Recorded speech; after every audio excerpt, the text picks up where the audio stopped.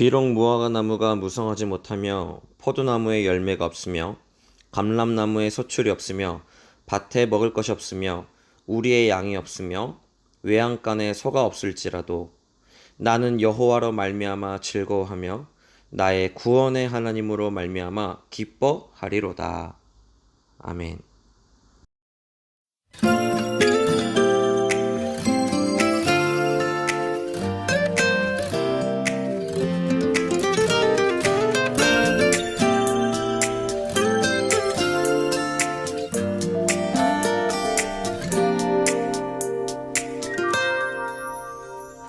Promise, promise, 주님의 약속 나를 붙드시는 주의 놀라운 기적 Promise, promise, 주님의 약속 나를 지키시는 주를 영원히 노래하리라 내게 말씀하신 그분의 계획 사람들의 비웃음과 시선도 내겐 소용없네 순종하리라 그 약속 나 힘주시네 Oh promise, oh promise 주님의 약속 나를 붙드시는 주의 놀라운 기적 Oh promise 주님의 약속 나를 지키시는 주를 영원히 노래하리라 나는 꿈이었다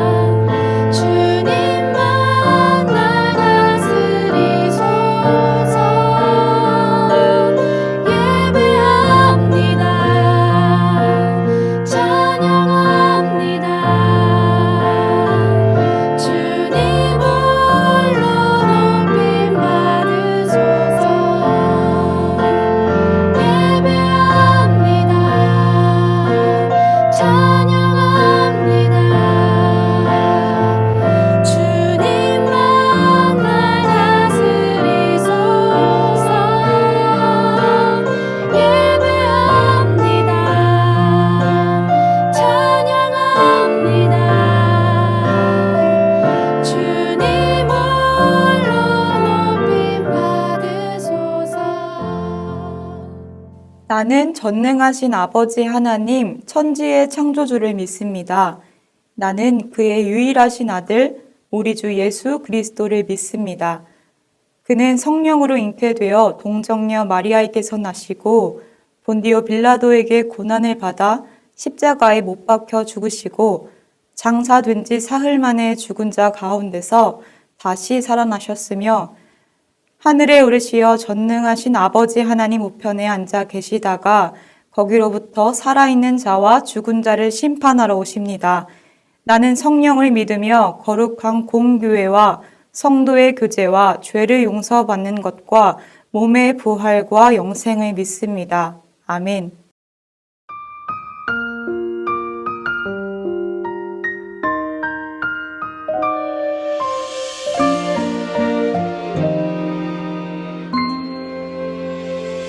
사랑을 드려요 소망을 드려요 내 노래 영광 받을 하나님께 믿음의 예배를 감사의 찬양을 내 노래 영광 받을 하나님께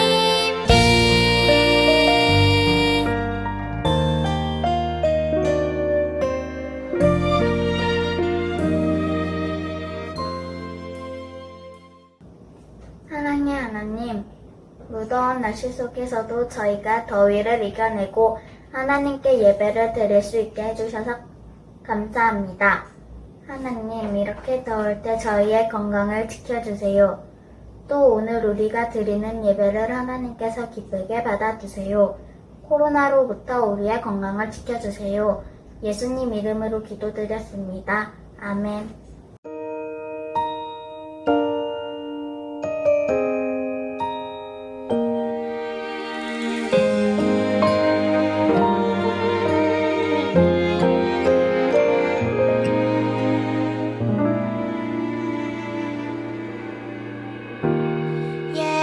예배합니다. 하나님 이루신 일 찬양합니다. 하나님 크신 사랑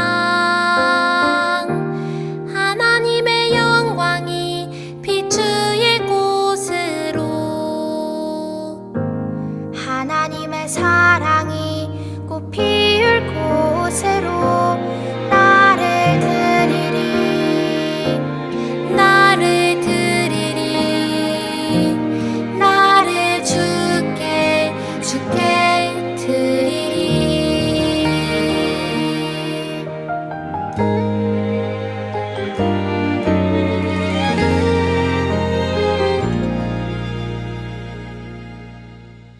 오늘 하나님께서 우리에게 주시는 말씀은 이사야 43장 21절 말씀입니다. 우리 함께 한 목소리로 말씀을 봉독하겠습니다. 이 백성은 나를 위하라고 내가 지은 백성이다. 그들이 나를 찬양할 것이다. 아멘. 헬로 친구들 반가워요. 한 주간도 언제나 어디서나 하나님을 예배하는 제자로 살아갔나요? 이번 한 주간도 언제나 어디서나 무슨 일을 하든지 하나님을 꼭꼭 기억하는 친구들이 되었으면 좋겠어요. 오늘은 어떤 말씀이 여러분을 기다리고 있을까요? 이사야 선지자는 우리가 존재하는 이유가 하나님을 찬양하기 위해서라고 오늘 말씀에서 분명하게 말하고 있어요. 그렇다면 우리는 왜 하나님을 찬양해야 할까요? 친구들은 왜 찬양 시간에 하나님을 찬양하나요? 오늘 말씀을 통해 우리 모두가 하나님을 찬양해야 하는 이유를 발견할 수 있길 소망해 봐요. 우리 친구들 혹시 예수를 나의 구주 삼고 성령과 피로써 거듭나니 이 찬양 알고 있는 친구들이 있을까요? 아니면 주의 음성을 내가 들으니 사랑한단 말일세. 이 찬양을 들어본 친구는 있을까요? 이 두 찬양은요, 미국의 시인이자 작곡가였던 페니 크로스비가 지은 곡이에요. 크로스비는 무려 8천여 곡의 찬양을 지었어요. 그래서 크로스비는 찬송가의 여왕이라고 불렸지요. 우리나라 찬송가에도 크로스비가 지은 찬송이 22곡이나 실려 있다고 해요.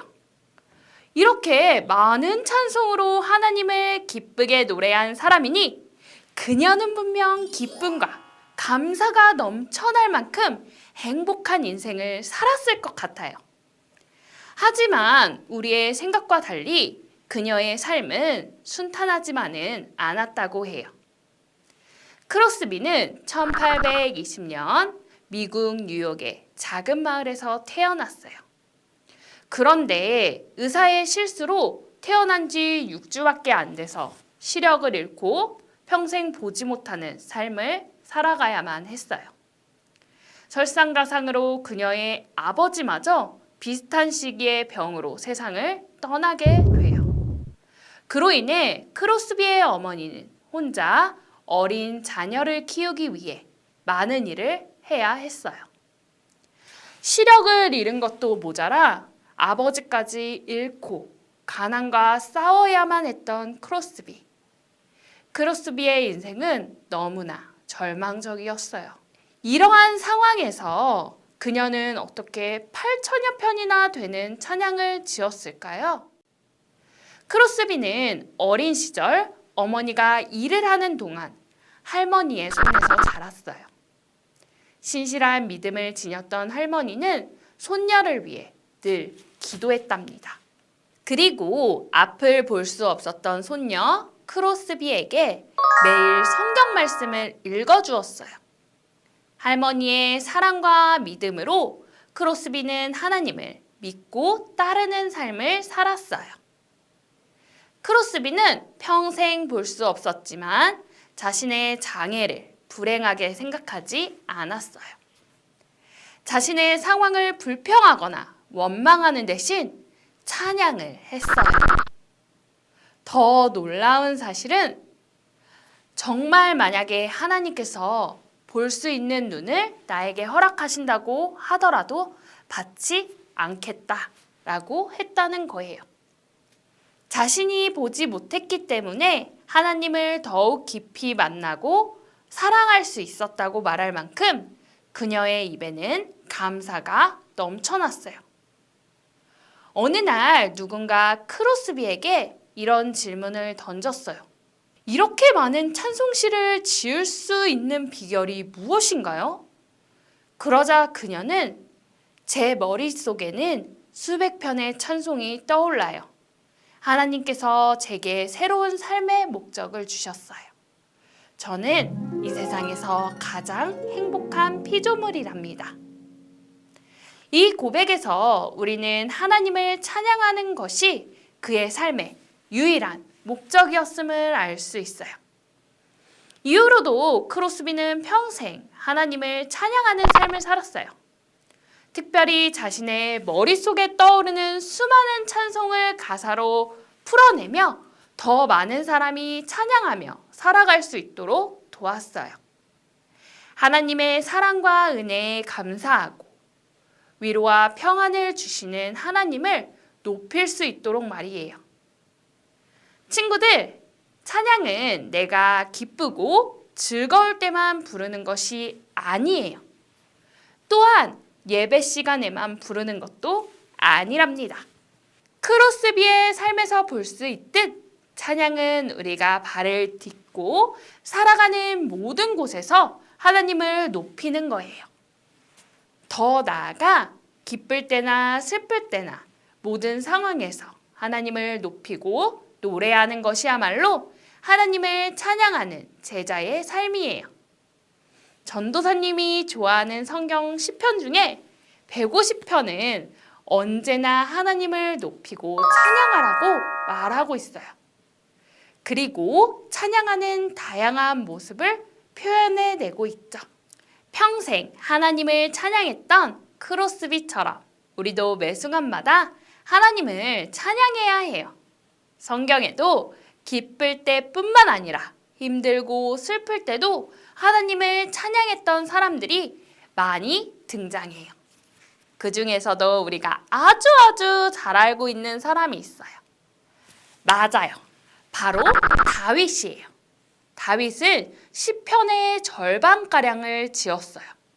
그가 지은 시편 한 편 한 편을 읽을 때면 그가 기쁠 때뿐만 아니라 슬플 때, 죄를 지어 마음이 괴로울 때, 그리고 적에게 쫓길 때 등 아주 다양한 상황에서 하나님을 찬양했던 것을 알 수 있어요. 또 다윗은 자신의 지위와 상관없이 하나님을 찬양했죠. 양을 치던 별 볼 일 없던 이스라엘의 소년일 때도, 왕이 되어 이스라엘을 다스릴 때도 하나님을 찬양했어요. 때로는 노래로, 때로는 악기를 연주하며, 때로는 춤을 추며 하나님을 찬양했어요. 다윗이 이렇게 하나님을 찬양할 수 있었던 이유가 바로 오늘 본문 말씀을 통해 우리가 알 수 있어요. 우리 한 번 더 본문 말씀을 읽어볼까요? 이 백성은 나를 위하라고 내가 지은 백성이다. 그들이 나를 찬양할 것이다. 이 말씀처럼 다윗은 자신의 삶의 목적이 하나님을 찬양하기 위해서라는 것을 잘 알았을 거예요. 하나님께서는 다윗뿐 아니라 모든 사람이 하나님을 높이고 찬양하며 삶의 목적을 발견하도록 하셨어요. 친구들, 이 세상에 아무런 목적이나 이유 없이 태어난 사람은 없어요. 우리는 모두 하나님의 사랑을 누리고 그분을 찬양하기 위해 태어났어요. 다윗이 어떤 상황에서도 찬양할 수 있었던 것은 하나님을 높이고 하나님을 찬양하는 것이 삶의 유일한 목적이자 살아가는 이유임을 알았기 때문이에요. 그렇다면 우리가 찬양을 해야 하는 이유는 무엇일까요? 모든 것이 하나님으로부터 시작되었기 때문이에요. 나의 시작도 우리가 누리고 있는 모든 것이 하나님으로부터 시작되었어요. 하나님께서는 우리에게 자신이 창조하신 세상을 맡겨주셨어요. 이는 하나님께서 우리를 너무 사랑하셨기 때문이에요. 우리를 위해 예수님을 이 땅에 보내주셨고 예수 그리스도를 믿는 믿음으로 새로운 생명을 허락해 주셨죠. 찬양은 하나님의 마음에 대한 우리의 마음을 표현하고 고백할 수 있는 방법이에요. 그뿐 아니라 우리는 찬양을 통해 하나님의 뜻을 느낄 수도 있어요. 찬양 가사를 들여다보면 하나님께서 우리에게 주시는 은혜와 사랑, 위로와 평안, 능력과 인도하심이 가득 담겨져 있어요. 그래서 우리는 찬양을 통해 하나님의 사랑과 위로를 느끼고 그분의 능력을 경험할 수 있어요. 이처럼 찬양은 우리를 위로할 뿐만 아니라 우리의 믿음을 더욱 든든히 하고 때로는 우리를 변화시켜줘요. 그리고 우리가 찬양을 하면서 꼭 기억해야 하는 것. 우리가 찬양을 하는 것은 허공을 향한 것이 아니라 하나님을 향한 것임을 꼭 기억해야 해요.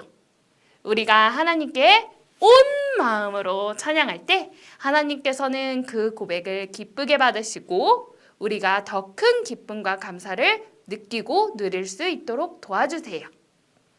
때로는 우리가 상하고 아픈 마음을 찬양에 담아 고백할 때 우리의 마음을 위로해 주시죠. 사랑하는 친구들, 우리 모두 하나님을 찬양하고 하나님만 바라보는 한 주가 되길 소망해요. 그래서 우리를 지으신 하나님의 목적에 맞게 살아가는 멋진 제자가 되길 소망합니다. 우리 함께 기도할까요? 사랑의 하나님 아버지 감사합니다. 하나님께서 우리를 태초부터 예정해 놓으시고 또한 우리를 만들어 주시고 우리가 이 세상을 누리며 살아갈 수 있도록 하여 주신 것 감사를 드립니다. 우리가 그 감사하는 마음을 담아 우리의 일상에서 하나님을 늘 찬양하는 삶을 살아갈 수 있도록 한 주간도 지켜주시고 보호해 주세요. 감사드리며 사랑이 많으신 예수님의 이름으로 기도드립니다. 아멘.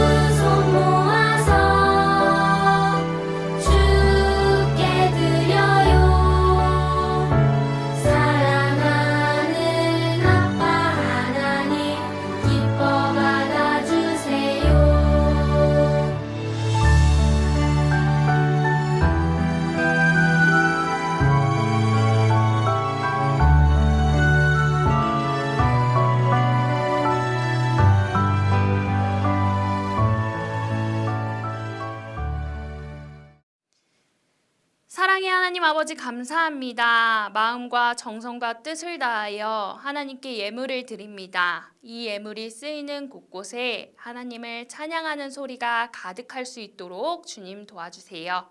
감사드리며 예수님의 이름으로 기도드립니다. 아멘.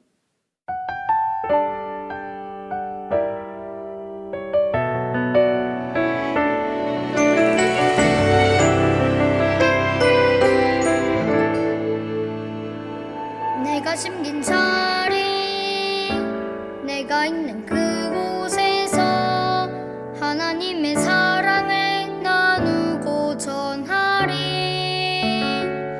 내가 심긴 자리 내가 있는 그곳에서 하나님의 축복을 나누고 전하리 하나님 내게 주신 하나님의 사랑과 축복을 나누고 전하는 것 내가 심긴 자리 바로 이곳에서 예수님을 나타내리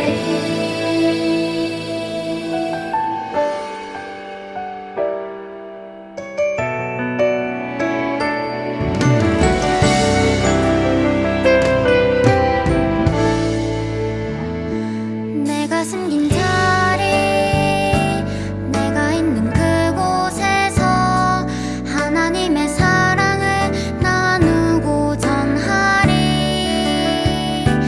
내가 숨긴 자리 내가 있는 그곳에서 하나님의 축복을 나누고 전하리 하나님 내게 주신 특별한 사명 하나님의 사랑과 축복을 나누고 전하는 것 내가 심긴 자리 바로 이곳에서 예수님을 나타내리 내가 심긴 자리 내가 있는 그곳에서 하나님의 사랑을 나누고 전하리 내가 심긴 자리 내가 있는 그곳에서 하나님의 축복을 나누고 전하리